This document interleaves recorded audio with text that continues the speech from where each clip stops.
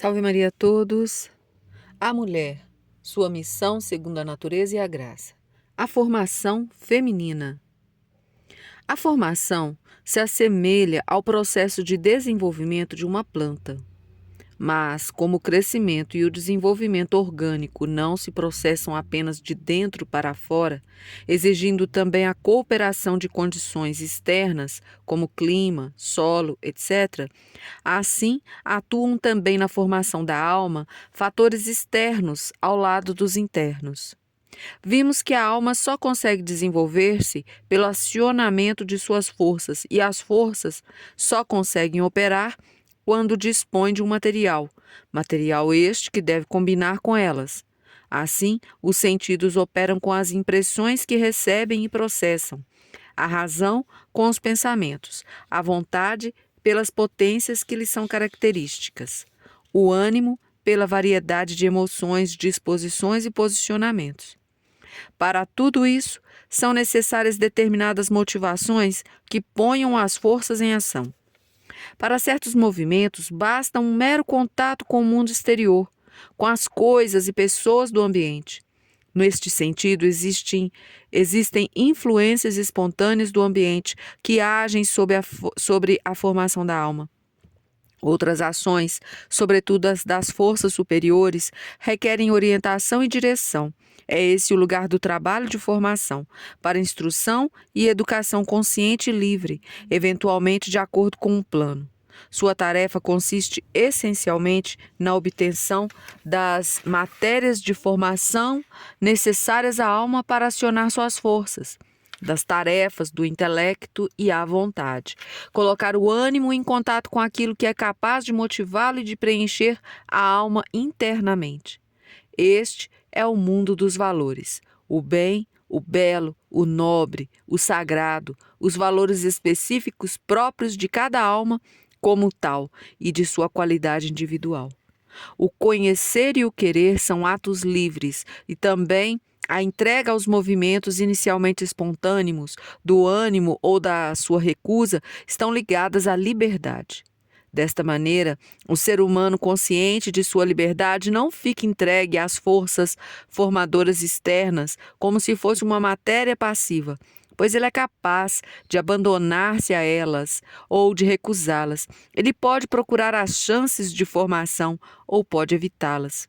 De modo que a iniciativa livre, própria também, faz parte dos fatores que participam da formação da alma.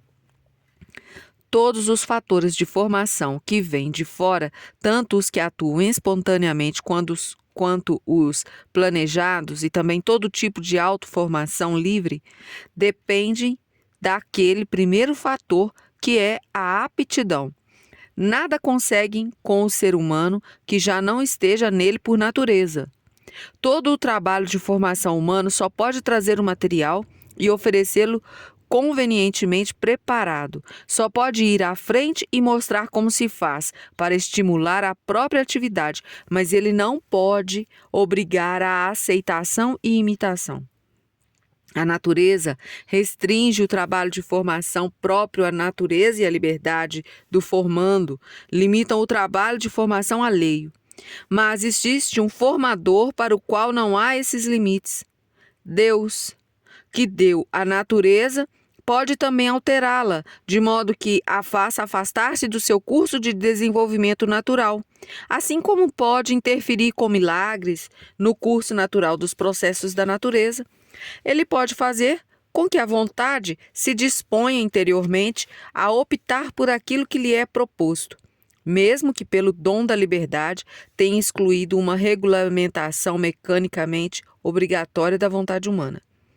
Assim, chegamos a um certo entendimento do que se deve entender por formação. O processo ou o trabalho que confere à aptidão da alma uma configuração moldada. Costuma-se falar também em formação como resultado desse processo, ou seja, a forma que a alma adquire ou, eventualmente, a alma assim moldada ou até o material espiritual que ela simula. A vocação natural conferida por Deus ao ser humano é tríplice: o desenvolvimento sendo suas forças, deve dar forma à imagem de Deus dentro de si, gerar descendência e dominar a terra.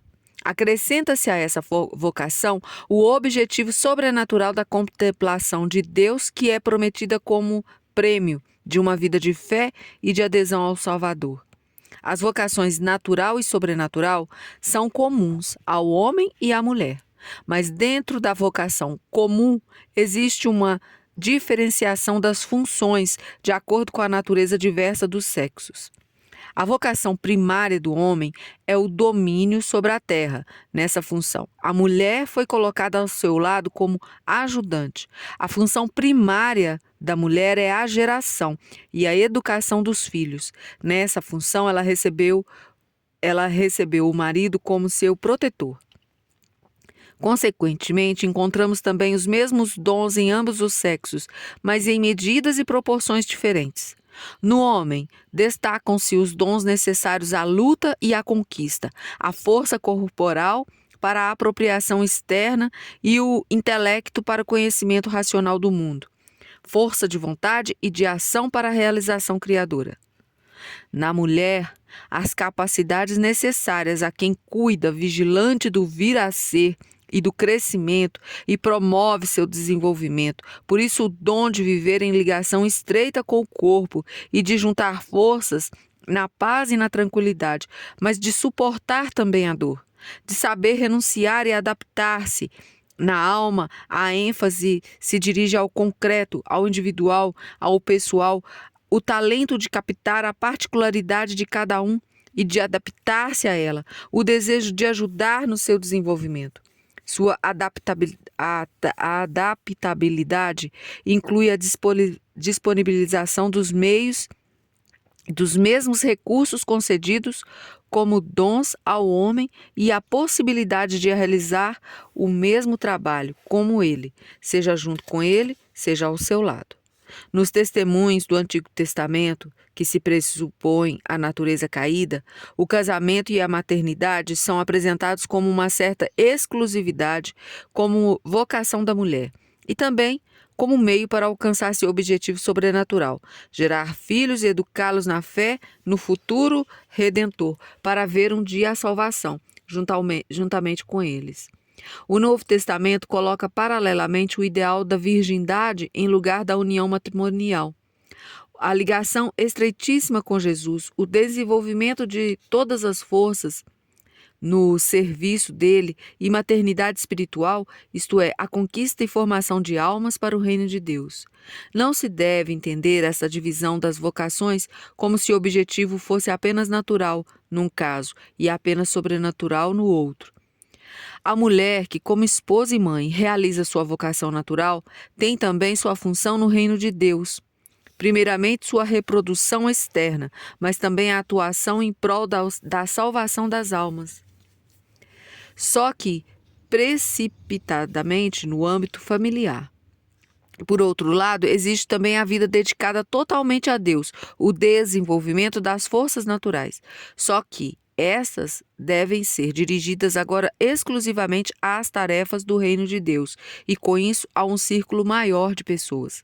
Na medida em que esta atividade visa ao reino de Deus e, por meio dele, a promoção máxima do ser humano, tendo atuação de pessoa a pessoa, mas nascida do amor a Deus e ao próximo, agindo por meio do amor a Deus e ao próximo e levando o amor a Deus e ao próximo, não é de modo algum estranha à natureza feminina, sendo, pelo contrário, sua maior realização e expansão.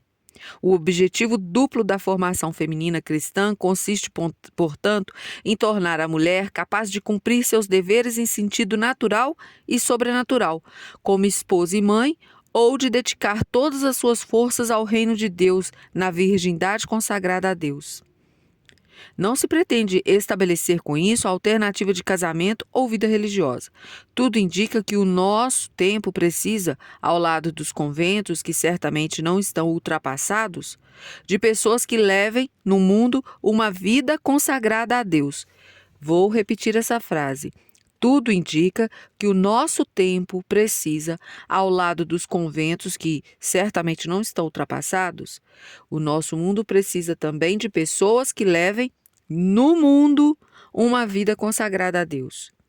O que podemos fazer para chegar mais perto desse objetivo?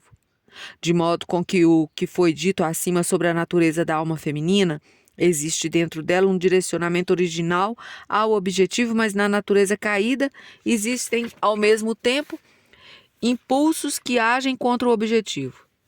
Por isso importa que lhes sejam apresentados materiais de formação necessários e benéficos ao desenvolvimento puro da alma, e em certos casos também materiais apropriados à neutralização dos impulsos nocivos. Além disso, devem ser apresentados de tal maneira que facilitem, na medida do possível, a sua assimilação. Vimos que o centro da alma feminina é a afetividade. A formação da afetividade deve ocupar, portanto, o centro da formação feminina. A afetividade se manifesta em sentimentos, alegria, tristeza, disposições, jovialidade, abatimento, em atividades, entusiasmo, revolta, em emoção, amor, ódio, que são a expressão do confronto do ser humano com o mundo e consigo mesmo. São as emoções da vida que movimentam o nosso ânimo, e para despertá-lo é necessário pô-lo em contato com algo que emocione. Para este fim, convém usar, sobretudo, exemplos de vida e de feitos juvenis encontrados na história e na literatura, incluindo, naturalmente, em primeiro lugar, fatos da atualidade.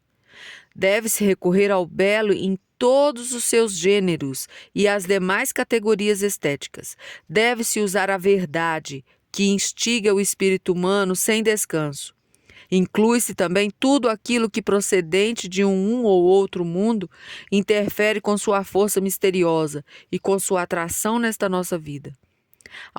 As principais matérias que na escola influenciam a formação da afetividade são religião e história, alemão e outras línguas, na medida em que conseguem ultrapassar as dificuldades meramente linguísticas para penetrar no conteúdo espiritual. Mas há também um perigo nesse que é o meio mais importante e indispensável da formação da afetividade. Sentimentos e emoções são contagiosos, passando facilmente de uma alma a outra como simples estados, sem receptividade para os valores apresentados, nem lugar na alma da respectiva pessoa, seja no presente, seja em outro momento. Assim, não se alcança uma verdadeira formação. Trata-se de um simulacro tido em conta de realidade. Por isso, é importante educar para a autenticidade dos sentimentos, para aprender a distinguir a aparência da realidade fora e dentro da alma. Isso é impossível de realizar sem um verdadeiro treinamento do intelecto. As meras emoções precisam ser transformadas em conhecimento de valores, em que o intelecto e a afetividade cooperam com uma determinada maneira. Ultrapassaria os limites dessa exposição explicar aqui de que maneira. Quem tem clareza sobre as razões que o fazem chamar algo de belo ou de bom, não aceitará nem mais as posições dos outros. Para distinguir o verdadeiro do falso na própria alma, importa, além da crítica do intelecto, o contato com a prática. Os movimentos da afetividade são forças que impelem ao agir.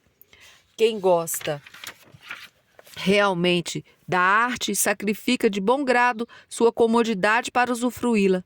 Quem possui a verdadeira caridade não passa indiferente e passivo pelo próximo necessitado.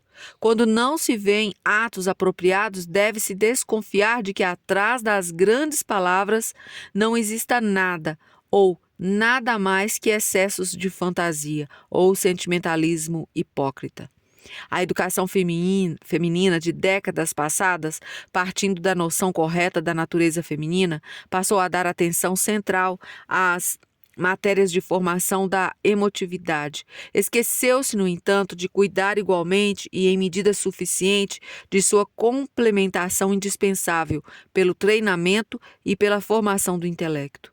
Deve-se a ela o surgimento de um tipo de mulher que leva uma vida de aparências e de sonhos, fracassando quando confrontada com as exigências da realidade, ou entregando-se em defesa a sentimentos de humores, correndo atrás de sensações que excitem o ânimo, não conseguindo dar um rumo à sua vida e atuar com proveito. A escola moderna tentou mudar isso. Introduziu cada vez mais matérias voltadas para o intelecto, matemática, ciências, línguas antigas, nos currículos das moças, procurando realizar o princípio da autoassimilação, de modo que as matérias não sejam apenas memorizadas, mas também elaboradas pela inteligência. Dá-se ao intelecto um verdadeiro treinamento, ao mesmo tempo em que também a vontade é desafiada, exercitada e reforçada. Há um esforço para criar na escola uma vida comunitária, por meio da implantação de comunidades escolares, da realização de caminhadas, comemorações, grupos de trabalho, voluntários, oferecendo assim oportunidades de atividades práticas que acostumam à vida social. Há nisso certamente muitas sementes fecundas e abordagens boas, apesar dos defeitos iniciais que costumam aparecer em todas as reformas radicais.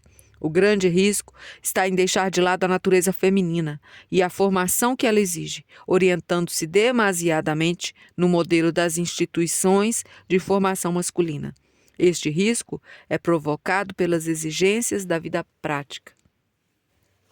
E terminamos hoje mais uma parte da nossa leitura. A todos, salve Maria.